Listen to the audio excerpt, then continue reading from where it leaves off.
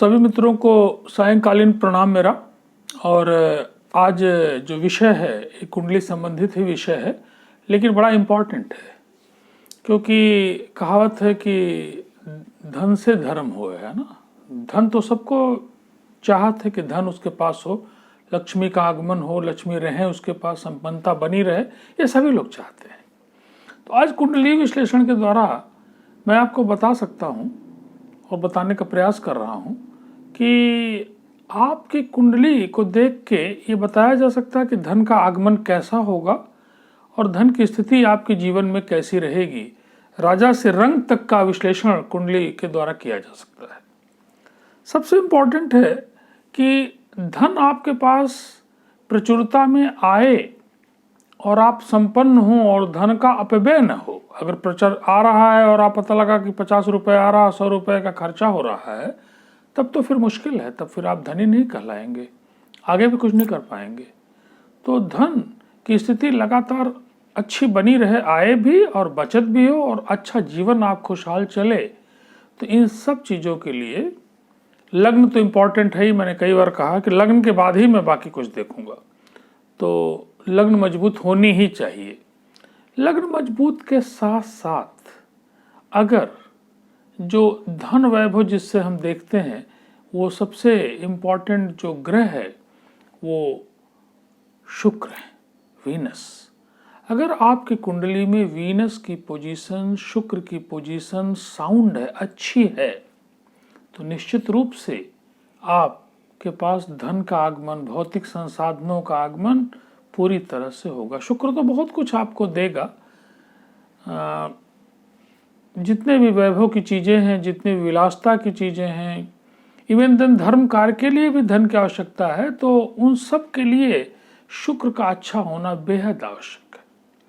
शुक्र कहीं भी हो, इवन धन छठे हाउस में ही क्यों न हो, 8वें हाउस में ही कहीं भी हो, शुक्र अगर अपने घर का है या उच्च का आपकी कुंडली में है, तो निश्चित रूप से आपके पास धन आगमन होगा।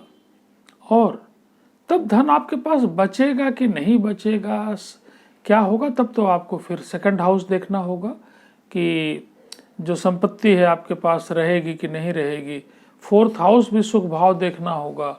और तब हमको 11th और 12th हाउस, ये दोनों को देखना होगा। अगर 11th हाउस में टोटल जो आपको समझिए 10 नंबर मान लीजिए मिल रहा है और 11th हाउस की हालत से ज़्यादा पता लगा कि खर्च भाव में कुछ ज़्यादा ही खर्च होने लग जाए, उसकी पोजीशन ज़्यादा स्ट्रांग हो, तो हम कह सकते हैं कि ये अच्छा नहीं है आपके लिए।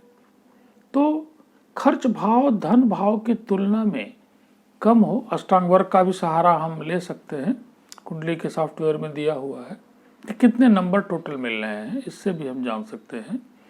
लेकिन मोटे तौर पे शुक्र की स्थिति अगर अच्छी है, उच्च का शुक्र कब होगा पहले आप अपनी कुंडली में जानिए कि अगर जहाँ शुक्र लिखा है, वीनस लिखा है, अगर वहाँ 12 लिखा है, 12 लिखा हुआ है, तब आपका शुक्र उच्च का शुक्र है।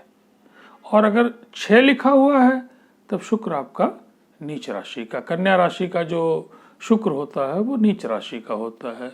और मीन राशि का जो शुक्र है वो कैसा होता है, उच्च का होता है। तो अगर आपकी कुंडली में उच्च का शुक्र है या अपने घर का शुक्र है, अपने घर का शुक्र कब होगा, अपने घर का जो शुक्र है वो शुक्र की जो राशियां हैं, एक तो 2 है, जहाँ शुक्र लिखा, अगर वहाँ 2 लिखा है वृक्ष राशि है, और अगर वहाँ पे 7 लिखा है तुला राशि है। 2 राशियाँ ऐसी हैं जिनको हम शुक्र की राशियाँ कहते हैं, ये शुक्र की राशियाँ हैं। तो अगर आपका शुक्र जहाँ है वहाँ 2 लिखा है या वहाँ 7 लिखा है या एक वहाँ 12 लिखा है, तो निश्चित रूप से आपका शुक्र बली कहलाएगा। अब साथ में बली अगर है, बहुत सारी कुंडलियों में बली राशि के द्वारा अगर बली है और अगर उसकी डिग्री नहीं अच्छी है, 1 डिग्री का है, 1.5 डिग्री का शुक्र है, 28 डिग्री का है, 29 डिग्री का है, तब फिर शुक्र आपको संपत्ति तो कुछ पैतृक मिल जाएगी, कुछ धन मिलेगा आपको, लेकिन कुछ धन का जो प्रवाह है वो आपके जीवन में नहीं होगा। तो शुक्र की डिग्री अच्छी हो, डिग्री अच्छी तो आप जानते हैं कि 10 डिग्री से 20 डिग्री 22 डिग्री के बीच में कहीं शुक्र की डिग्री हो, शुक्र अपने घर का हो और या उच्च का हो। अगर शुक्र आपकी कुंडली में नीच राशि का है, कहीं पर भी नीच राशि का, और खास करके लाभ भाव में और इन भावों में, भाग्य भाव में अगर ऐसा है शुक्र, तब तो फिर दिक्कत है। नीच राशि का शुक्र आपको मेहनत काफ़ी करने के बाद भी धन वैभव आपको नहीं दे पाएगा, तब उसके उपायों की ज़रूरत होगी, है ना। लेकिन अगर उच्च का शुक्र है और उसकी डिग्री अच्छी है, और तब तो आप कह सकते हैं कि काफ़ी अच्छा है। अच्छा, प्लेसेस का भी बड़ा महत्व है कि अपने कब वो कारक घर में है, टॉप घर में है कब।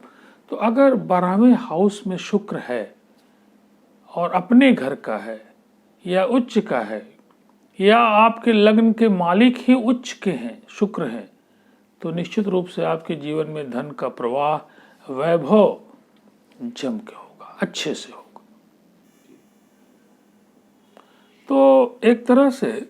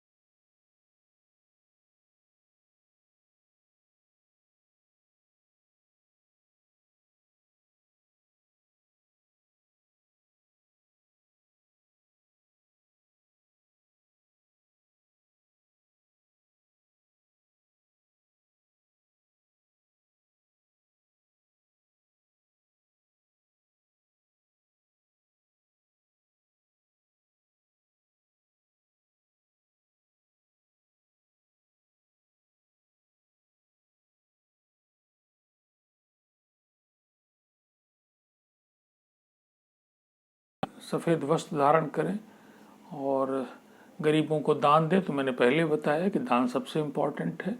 और अगर स्टोन चाहते हैं तो लग्न को देखते हुए और महादशा को देखते हुए आप देख लें, और जो इसका रत्न है वो डायमंड है, डायमंड को आप धारण करें तो निश्चित रूप से फ़ायदा आपको होगा ही होगा।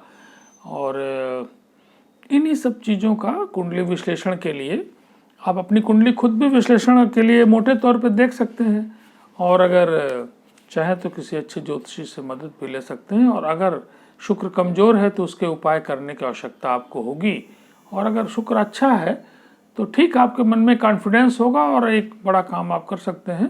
ये फलित कब होगा, बहुत बार होता है, तो जीवन भर इसका फल होगा। अगर शुक्र अच्छा कुंडली में है तो जीवन भर सुखी जीवन आपका होगा पैसे के मामले में।